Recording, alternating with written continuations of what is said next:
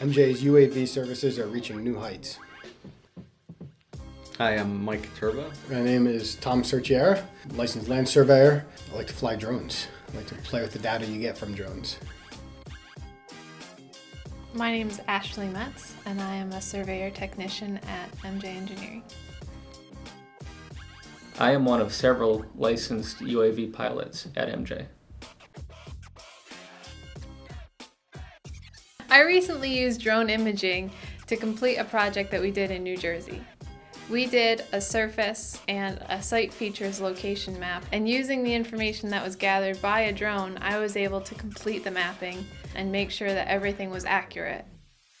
At MJ, we're using drones for mapping, for inspection, and to provide context to projects. We're constantly evaluating the latest and greatest tools, whether it's laser scanners or UAVs. If there's something that meets our client's accuracy specs and is quick and can help our existing workflows, we're always in a rush to take advantage of those technologies. Our drones allow us to perform construction inspection, design and planning, building inspection, historic preservation, and stockpile monitoring. We will continue to use UAV technology and push the limits in all of our survey and engineering projects.